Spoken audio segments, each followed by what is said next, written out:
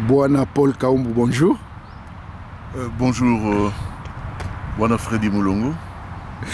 C'est un bonheur pour moi encore de vous retrouver, surtout dans votre pays d'adoption, ici en France. Et je crois que la dernière fois qu'on s'est vu, c'était aux obsèques d'un vaillant combattant que nous pleurons encore jusqu'à aujourd'hui, en la personne de Ilunga Kalama,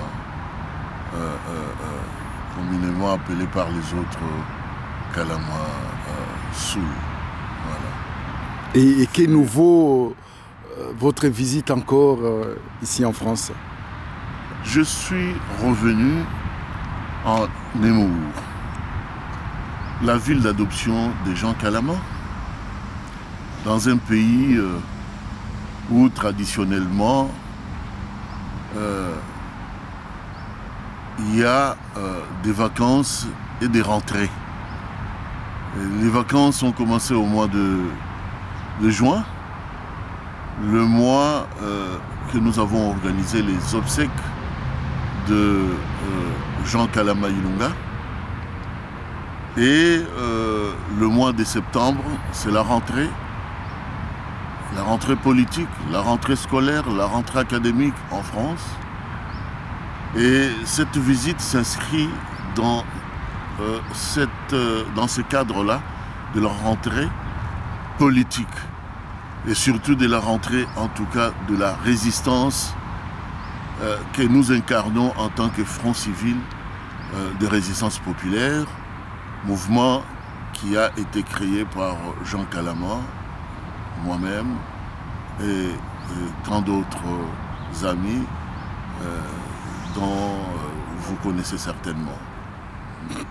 Alors, Bwana Paul, on sait que de plus en plus la société civile congolaise, y compris dans la diaspora, s'élève. On parle même de Congolais debout.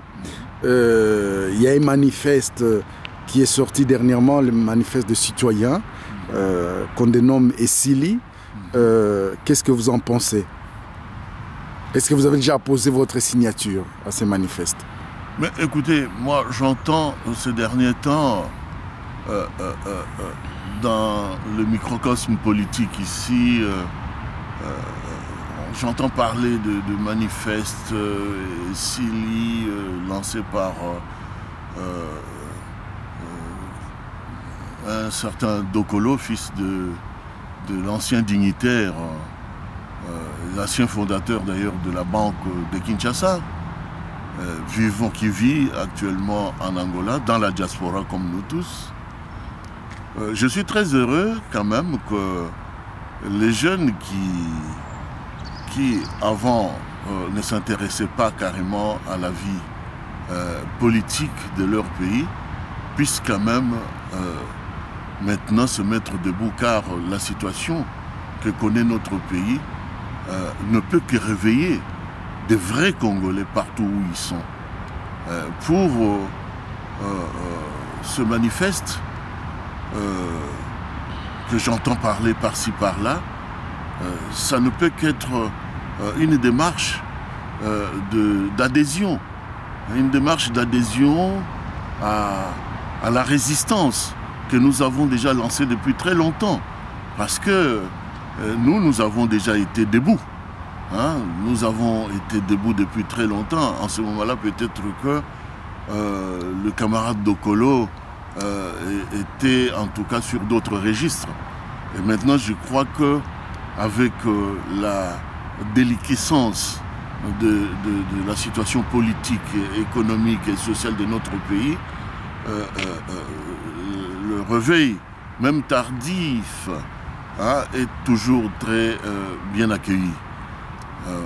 Cependant, il faut qu'on se pose aussi la question de savoir, est-ce que dans ce manifeste Essili, est-ce que ont-ils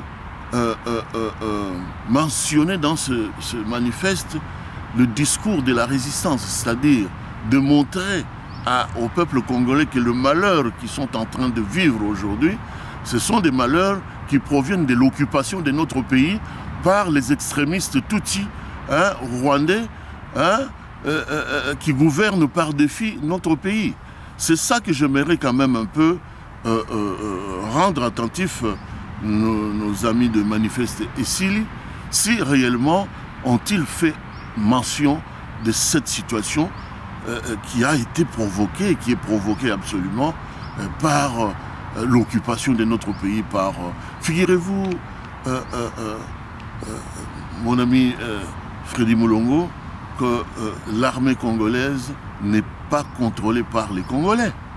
Figurez-vous que tous les services de renseignement, tous les services spéciaux congolais ne sont pas contrôlés par les Congolais.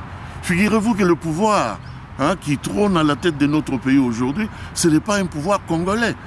Nous l'avons répété. Nous avons eu vraiment la primauté de le dénoncer depuis très longtemps.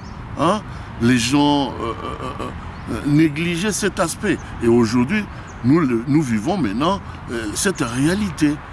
Et Dieu merci, je pense que les jeunes qui commencent à se réveiller comme, même tardivement, comme Syndicat Dokolo, nous ne pouvons que saluer leur réveil, mais nous les rendons attentifs à cet aspect qui n'est pas à éviter de dénoncer. Le pays des Syndicats Dokolo est sous l'occupation étrangère. Voilà la vérité sur ça. Et bon, on parle aussi d'une transition sans alias Joseph Kabila, mais on ne dit rien sur que va-t-on faire de tous ceux qui ont collaboré. Mais écoutez, mais je ne sais pas comment est-ce qu'ils analysent cette transition. Je ne sais pas. Sans alias Joseph Kabila, puisqu'il faut vraiment... puisque ce n'est pas un Kabila, c'est un faux Kabila, il faut le dire. Comme tel, c'est un imposteur. L'imposteur, on ne peut pas utiliser un tel langage. Ce bonhomme est venu dans notre pays, nous l'avons tous vu, avec les bottes des jardiniers. Et aujourd'hui, il compte parmi les milliardaires du monde. Et dire aujourd'hui que nous allons faire une transition sans alias Kabila, c'est trop simpliste. Qu'est-ce qu'il faut alors?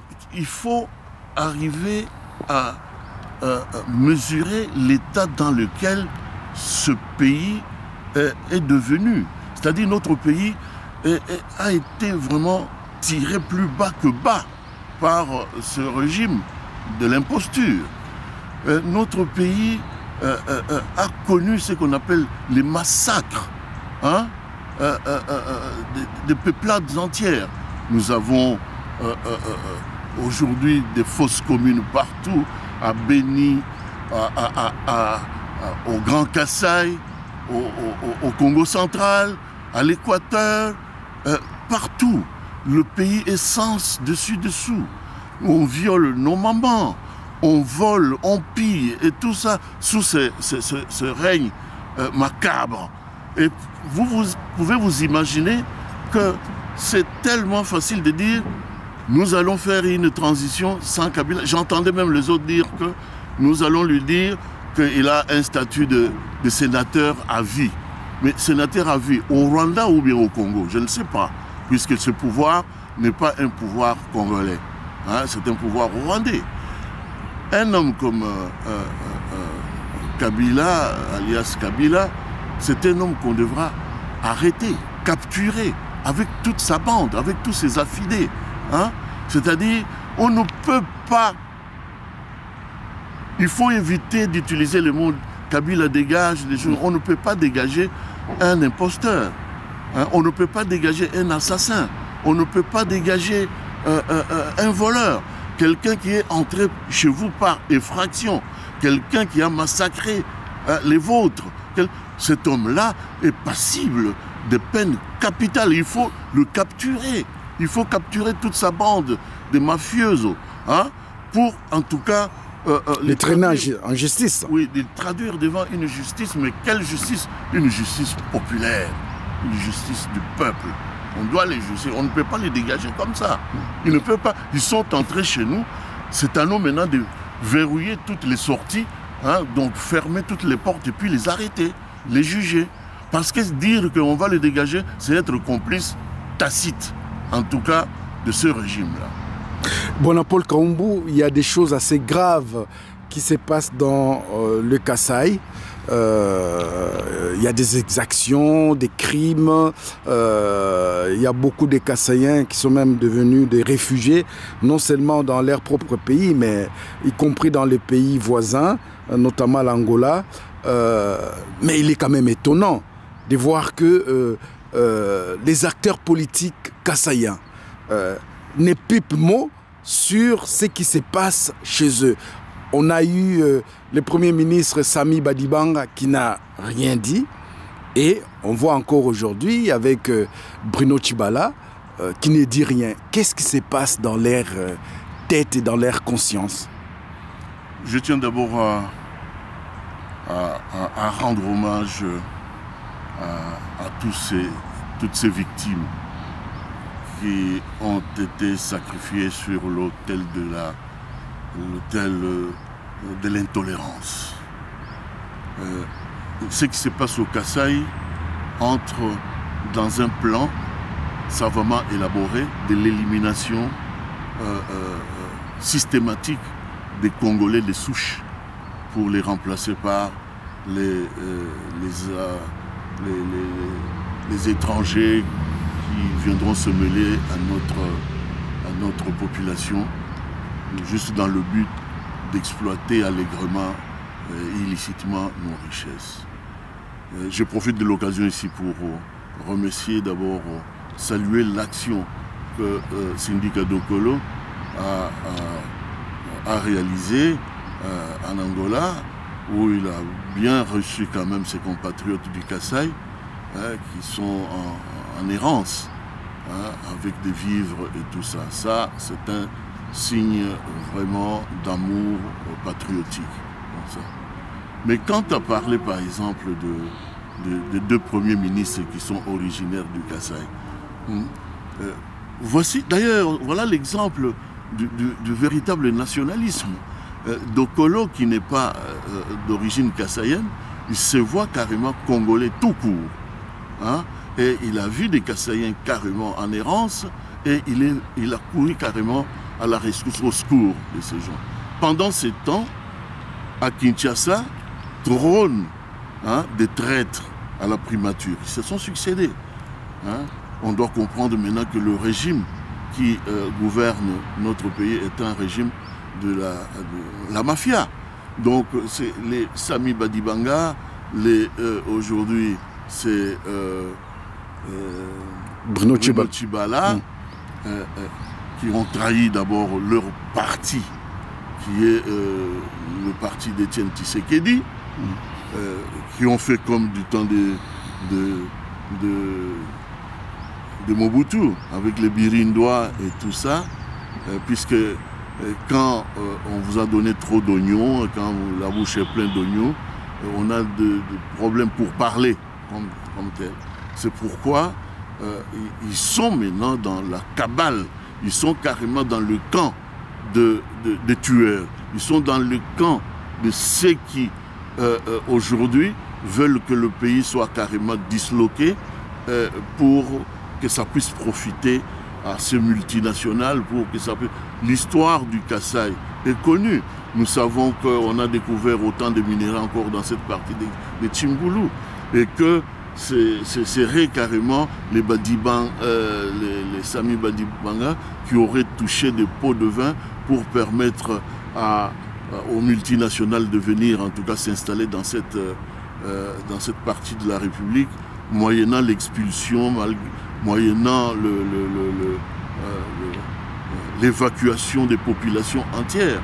Et c'est là d'où vient la mort de chefs coutumiers de cette partie de la terre du Kasaï, qui est Kamouinan Sapou, qui s'est carrément rétracté à ce projet d'occupation rwandaise, et il a payé carrément le prix fort, mais avec la complicité de ses propres frères du Kasaï, dont Bochab, Badibanga, je ne sais pas encore qui d'autre, si c'est les Kankou dans cette histoire. Voilà, c'est malheureux, c'est malheureux.